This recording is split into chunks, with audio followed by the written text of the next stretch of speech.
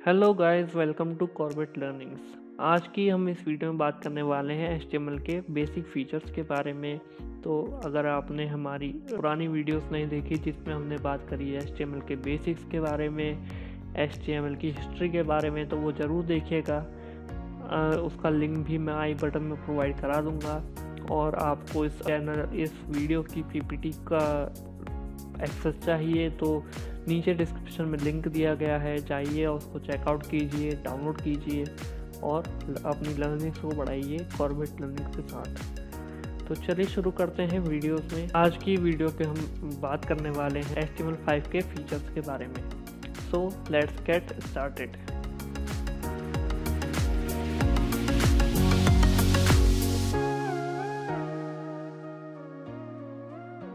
HTML5 के feature के बारे में बात करने से पहले मैं आपको बताना चाहूँगा जो HTML का नया वर्जन आया था वो 2015-14 में आया था, ठीक है, जो कि सपोर्ट करता था नई टैग्स के लिए, जैसे कि जियो लोकेशन और फॉर्म एलिमेंट के बारे में, और भी बहुत कुछ जो हम जानेंगे इस वीडियो में। तो बने रहिए हमारे साथ।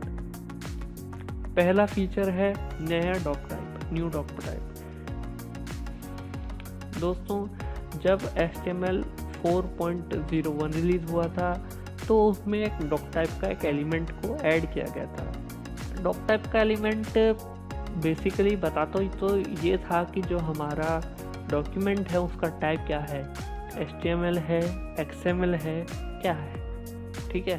तो हमारे पास HTML के दो तरह के होते हैं, एक HTML होता है, एक XHTML होता है, जो कि और कुछ नहीं XML का ही एक बेटर एडवांसमेंट वर्जन है, ठीक है। तो डॉक टाइप में पहले हमें लिखना पड़ता था कि डॉक टाइप जो टैग देख रहे हैं, डॉक टाइप HTML पब्लिक, ठीक है, तो इतना सब लिखना था, ये सब होता था। लेकिन जब हमारा HTML5 वर्जन आया तो उसने कहा भाई इतना सब कुछ क्यों लिखना, सिर्फ डॉक टाइप HTML लिखो और काम शुरू करो। तो हमारा डॉक टाइप HTML इसने इंट्रोड्यूस करा। तो अब हमको इससे आने से हमको फ़ायदा ये हुआ कि हमको जो पहले जो इतनी लंबी चौड़ी ये लाइन लिखनी पड़ती थी पब्लिक, और फिर लिंक देना पड़ता था, उसका DTD बनाना पड़ता था, वो अब हमको नहीं लिखना पड़ता, ठीक है। तो आपके मन में सवाल आ रहा होगा कि डॉक टाइप होता क्या है, क्यों यूज़ करते हैं हमको। तो डॉक टाइप हमारे ब्राउज़र्स को, जो पुराने हो चुके हैं ब्राउज़र, उनको बताता है कि जो हम HTML का जो फॉर्मेट यूज़ कर रहे हैं उसका वर्जन कौन सा है, ठीक है। तो अगर हम डॉक टाइप HTML लिखते हैं तो उसका मतलब ये है कि हम HTML5 की बात कर रहे हैं, ठीक है, जो कि फिर ब्राउज़र उस हिसाब से रेंडर करता है, ठीक है। और मान लीजिए कोई ब्राउज़र है वो डॉक टाइप को अंडरस्टैंड नहीं करता, ठीक है, तो वो सिंपली क्या करेगा, वो अपने मार्केट जो उसके पास मार्कअप स्टैंडर्ड बने हैं, जो कंपनी के जो स्टैंडर्ड हैं W3 काउंसिल के, तो उसके अकॉर्डिंग वो अपने हिसाब से उस डॉक्यूमेंट को रेंडर कर देता है। सेकंड आया figure element. Figure element basically कुछ नहीं है, बस एक एडवांसमेंट है हमारा इमेज के अंदर। पहले कंसीडर कीजिए आपको एक इमेज के नीचे कैप्शन लिखना पड़ता था।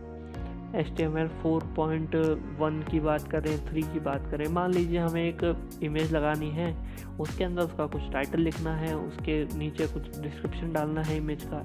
तो पहले हमको क्या करना पड़ता था, फिर हम इमेज टैग लेते थे, उसके नीचे अगर हमको कुछ लिखना है तो P टैग में लिख लिया, हेडिंग डाली तो H1 टैग, H2 टैग हमारे पास हैं बहुत सारे, तो उसमें लिख दिया। तो उससे क्या होता था कि ये ढंग से रैपर नहीं होता था एक सिमेंटिक टैग में। और पैराग्राफ टैग को लिखना एक बहुत ही ईजी मैनर नहीं था कि फिर पैराग्राफ को फिर इमेज के साथ सेट करना कैसे करें।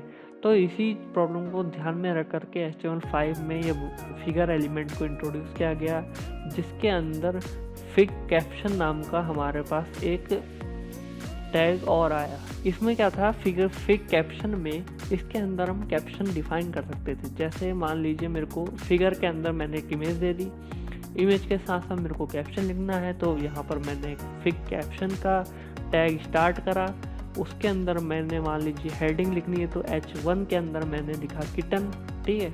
और उसके नीचे मेरे को पैराग्राफ कुछ लिखना है, जैसे कि this image is something interesting, this is an image of something interesting, ठीक है। वो पैराग्राफ हो गया, तो ये हमारा कैप्शन। तीसरी चीज़ आई, स्मॉल को दोबारा डिफाइन किया गया। पहले क्या था, स्मॉल कुछ ज़्यादा बड़ा वर्ड नहीं, मतलब पुराना फीचर नहीं है, 4.0 में वो इंट्रोड्यूस हुआ। ये क्या होता था, सब हेडिंग्स को सब हेडिंग को लिखने के लिए इस्तेमाल किया जाता था। जैसे मान लीजिए मेरे को कोई चैप्टर का नाम लिखना है तो मैं हेडिंग टैग का यूज़ करूँगा। अब मान लीजिए उस चैप्टर में आया मेरा जैसे कि इंट्रोडक्शन, ऑब्जेक्टिव्स, तो मैं स्मॉल टैग का यूज़ करके उसको इजीली लिख सकता था। लेकिन अब कुछ ये जो था वो एक प्रेजेंटेशनल एलिमेंट तो था, लेकिन उसका करेक्ट यूज़ नहीं हो पाता था। तो फिर दोबारा से स्मॉल एलिमेंट को रिडिफाइन किया गया और जैसा उसका नाम है उसको भी वैसे का वैसा ही बनाया गया। यानी कि जो HTML का स्मॉल एलिमेंट है वो क्या करता है, हमारे नॉर्मल टैग में, जैसे मान ली P टैग का कुछ साइज है, वो डिफाइंड साइज होता है जो ब्राउज़र का, HTML उस स्मॉल टैग उससे एक फॉन्ट साइज कम रेंडर कर देता है। जैसे मान लीजिए हमारा जो ब्राउज़र का साइज़ है वो है नॉर्मल 16px, तो स्मॉल टैग के अंदर हम जो कुछ भी लिखेंगे उसका साइज होगा 15px में। अगली चीज़ है, अगला फीचर जो है कि no more type for script and link.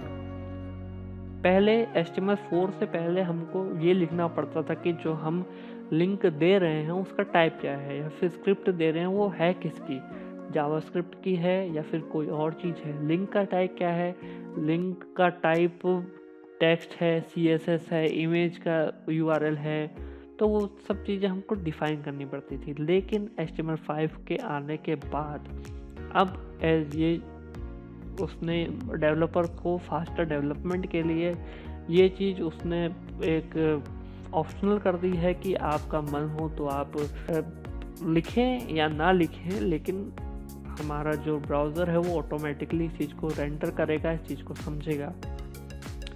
Fifth आया कोड और नो कोड। ये भी एक बहुत बेहतरीन फीचर है। मैं कहना चाहूँगा कि पहले क्या होता था कि जब डेवलपमेंट होता था हमारा नोटपैड वगैरह में, तो उसमें क्या होता था बेसिक नोटपैड में कि हमको सारे टैग जो हमने ओपन करे हैं वो हमको क्लोज करने पड़ते थे। अगर हम क्लोज नहीं करेंगे तो वो ब्राउज़र उसको समझ नहीं पाएगा और एरर हमको रिटर्न करेगा, ठीक है। तो अब ये कोड को देने से इसको इम्प्रूव करने का फ़ायदा सबसे बड़ा यही है कि आप मान लीजिए आपने कोई टैग लिखा, यहाँ पर मैंने नीचे एग्जांपल दे दिया है, P class equal to my class ID some ID और स्टार्ट द रिएक्टर, ठीक है। अब इसको मैंने मान लीजिए क्लोज नहीं करा। अगर मैं बात करूँ HTML के पुराने वर्जन्स की, HTML3 की, 4 की, ठीक है, या उससे पहले 2 की करूँ, तो अगर मैं उसको क्लोज नहीं करता हूँ तो ब्राउज़र को रेंडर नहीं करेगा। लेकिन अब ऐसा नहीं है, अब ब्राउज़र समझ जाएगा कि P टैग है, भले ही आपने क्लोज नहीं करा है, वो एक वार्निंग जैसी शो करेगा कि आपके टैग खुले हैं, एक्स्ट्रा बंद हैं, क्या है, लेकिन वो रेंडर कर देगा। तो इसके लिए HTML का बहुत बहुत शुक्रिया 5th वर्जन का, जिसने ये चीज़ समझी कि टाइम बचे डेवलपर का थोड़ा, है नहीं, वरना एक एक कोड को एक लाइन को डिबग करने के लिए फिर घंटों लगाने पड़ते हैं।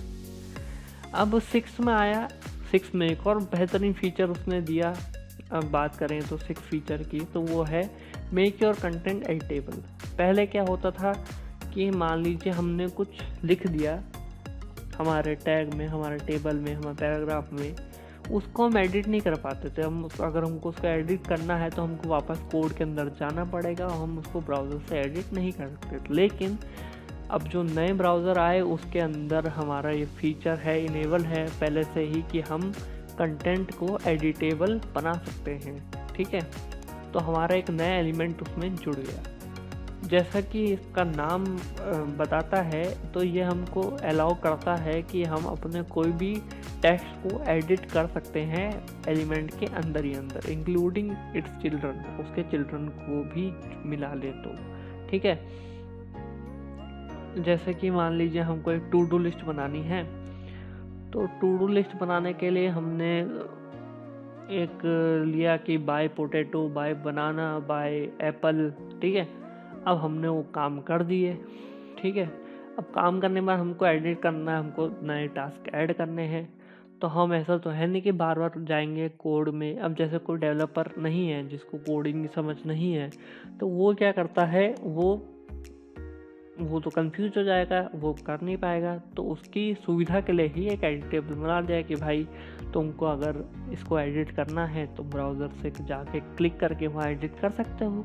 अब इसी के लिए यहीं पर आता है हमारा कॉन्सेप्ट आता है लोकल स्टोरेज का। सातवां फीचर आया ईमेल इनपुट का, ठीक है। तो 4.0 वर्जन से पहले, मतलब 5 से पहले अगर बात करें तो HTML के अंदर ईमेल इनपुट नाम की कोई चीज़ नहीं थी। जैसे कि मान लीजिए हमने किसी को मेल भेजना है, ईमेल इनपुट का सीधा सीधा मतलब है फॉर्म वैलिडेशन को एक बहुत बढ़िया सपोर्ट दिया गया। जैसे मान लीजिए मैं आपको एक एग्जांपल से समझाता हूँ कि मान लीजिए मेरे को किसी को एक कॉन्टैक्ट फॉर्म मैंने वेबसाइट में बनाया, ठीक है, पब्लिक आई, इंटरेक्ट करी। अब मुझे कैसे पता लगेगा कि ये जो उसने नाम डाला है, नंबर डाला है, ईमेल डाला है, वो जेन्युइन है कि नहीं। तो उसको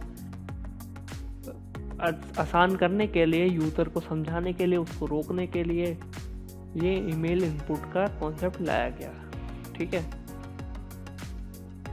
अब इसमें था क्या कि जैसे कि